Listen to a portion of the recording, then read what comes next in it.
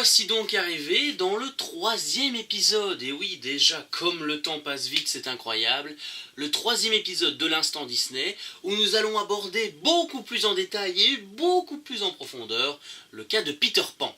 D'ailleurs j'en profite pour faire ma petite pub, je l'ai déjà dit dans ma vidéo sur mes 10 chansons Disney préférées, voilà la petite fiche juste ici. Je ne suis pas un grand fan de l'univers de Peter Pan, mais j'apprécie beaucoup le film et le thème que le film essaye de nous faire aborder, le thème du rêve, de l'imaginaire et de l'espoir. Peter Pan est un personnage, comme on peut l'appeler, à deux visages durant le film Disney. D'un côté, c'est un garçon joyeux, joueur, qui aime taquiner les pirates, qui aime aussi faire découvrir la beauté de son île, il faut bien le dire. Et de l'autre côté, il n'aime pas du tout être contrarié, il n'aime pas être mis dans des situations qui ne l'intéressent pas, ou il déteste justement que les gens, ne veulent pas rester avec lui sur son île pour toujours. Excuse-nous d'avoir une famille, mec, hein, excuse-nous d'avoir une famille, des parents, des amis, on a autre chose à faire. Surtout que la série Once Upon a Time, si vous l'avez déjà vue, a réussi à nous faire découvrir un Peter Pan beaucoup plus sombre, un Peter enlevant des enfants de la planète Terre, justement pour les amener au pays imaginaire et les faire devenir les garçons perdus. D'ailleurs, je trouve la complicité entre Peter et les enfants perdus tout aussi bien réussie dans le Disney, où on ressent vraiment que il est considéré comme le leader, comme le chef des garçons perdus, et eux, justement, les garçons perdus, sont prêts à suivre Peter, que ça soit dans les bons ou dans les mauvais moments, comme dans les bonnes ou dans les mauvaises missions. Sur ce point-là, on n'a pas vraiment de détails, puisque le film Disney n'explique pas comment Peter a rencontré les garçons perdus, comment il les a amenés au pays imaginaire. Mais ce qu'on adore, et surtout ce que j'adore, c'est de voir que les garçons perdus suivent à la lettre, suivent aveuglément Peter Pan, et on peut imaginer que Peter est considéré comme un petit peu leur grand frère dans cette petite île bien perdue au milieu de l'océan. Alors bien sûr, si on parle de Peter Pan, je me dois de vous parler de la petite relation entre Peter Pan et Wendy. Et je trouve d'ailleurs que dans le film, leur soi-disant relation n'est pas assez démontrée, n'est pas assez exploitée. Même pire que ça va même plus loin. Wendy dans le Disney, à un moment donné, doit se contenter d'un rôle de conscience envers Peter, afin de lui dire, écoute, non Peter, Michel, Jean et moi, on a une famille, on doit retourner, non Peter, ne fais pas ça, tu n'es pas aussi méchant, donc voilà. Elle joue un petit peu le Jiminy Cricket de Peter Pan, au lieu de jouer sa copine, son amoureuse, voilà. D'ailleurs, Wendy forcera pas grand chose, à 90%, elle forcera la main de Peter pour lui dire qu'il est quand même temps de rentrer à Londres parce que c'est quand même important de retrouver le cocon familial et qu'on ne peut pas passer sa vie sur une île où on ne peut pas grandir et qu'il faut apprendre les choses de la vie, même si parfois ça fait mal.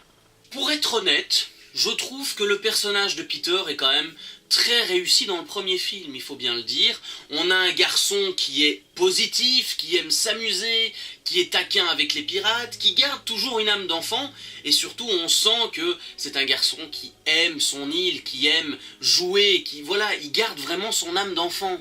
En revanche, dans le second volet, il est arrogant, il est provocateur. Bon, j'avoue, la fameuse Jeanne, donc la fille de Wendy, ne lui a quand même pas facilité la tâche, hein, il faut bien le dire. Jeanne a quand même un sacré caractère de merde, voilà, pardon. Le héros du premier film passe très bien, parce qu'on s'intéresse à son univers, on s'intéresse à l'endroit où il vit, à son pays imaginaire, à tout ce qui tourne autour, alors que le deuxième n'a pas vraiment réussi à redorer l'image de Peter Pan. Au contraire, le second volet Disney l'a plutôt bien assombri, l'a bien enfoncé au fond de la mer. Il y a une chose que j'adore particulièrement avec Peter Pan, c'est sa rivalité presque éternelle, presque sans limite avec le Capitaine Crochet. Capitaine Crochet dans le Disney est un personnage charismatique avec une soif de vengeance éternelle, on peut le dire. Oui, c'est vrai, les deux ennemis adorent se battre, ils adorent se battre entre eux, et ce pour plusieurs raisons, et on va expliquer ces petits points. Peter aime affronter le Capitaine Crochet, non pas parce qu'il le déteste, mais parce qu'il le considère tout simplement comme un compagnon de jeu. C'est son ami, c'est avec qui il va se battre le dimanche, alors que de l'autre côté, Crochet, lui, c'est clairement pour une histoire de vengeance. Se venger du héros qui a donné sa main, qui a coupé sa main, et qui l'a lancé sans scrupule au crocodile. Et puis, même dans le deuxième film, on sent que leur rivalité est toujours présente, qu'elle n'a pas disparu. Et ça, quand même, ça mérite des petits applaudissements, hein. Allez, des petits applaudissements parce que là... Ah, ouais. Ah, par contre, oui, c'était pas très réussi pour la pieuvre, oui. L'espèce de pieuvre crocodile. Là, vous pouvez... oui, vous pouvez... Oui, voilà, parce que ça mérite pas des applaudissements, ça. Au final, on peut dire une chose, Peter Pan n'est pas un héros qu'on adore, n'est pas un héros qu'on déteste. Je considère que c'est un héros qui divise, et je peux comprendre ce petit mécontentement. Certes, d'accord, c'est un personnage qui est joyeux, qui aime taquiner, qui s'amuse, qui a toujours une âme d'enfant, et qui plaît aux enfants, mais de l'autre côté, on peut quand même lui reprocher d'être souvent trop provocateur, voire trop arrogant avec les autres autour de lui. Je reste tout de même très admiratif de l'œuvre que nous a proposée Disney, tout simplement parce que ce film permet de nous replonger dans notre enfance, vraiment de retrouver l'âme d'enfant qui est en chacun de nous, avec des personnages hauts en couleur et, il faut bien le dire, des musiques inoubliables et des musiques intemporelles. Bon, et bien voilà, ce nouvel instant Disney est donc terminé. Ah oui, ça passe vite, hein, les instants Disney. J'espère en tout cas que ce petit épisode sur Peter Pan vous aura plu. Si c'est le cas, eh bien tu peux t'abonner à ma chaîne YouTube, tu verras, c'est gratuit, tu cliques, oh, c'est magique, tu es abonné, tu as toutes les vidéos et tu vois tout, enfin pas tout non plus. Et tu pourras aussi avoir plus de contenu que cette vidéo. Ça reste bien sûr une tradition, mais les instants Disney gardent donc leur indice vocal. Ah oui, et donc en fin de vidéo, écoute bien, tu entendras un indice vocal Disney qui sera l'instant Disney numéro 4. Et j'aime autant vous dire que dans le prochain épisode, on va pas être gentil, on va même être méchant, on va être détestable, donc écoute bien et tu comprendras. Quant à moi, je vous dis à très vite pour une nouvelle vidéo.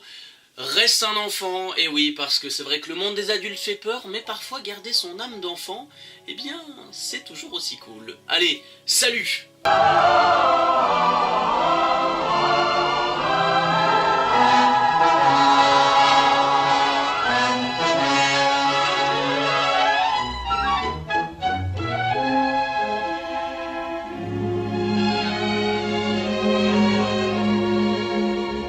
Ce n'est qu'une idiote. Je me moque que ce soit une princesse.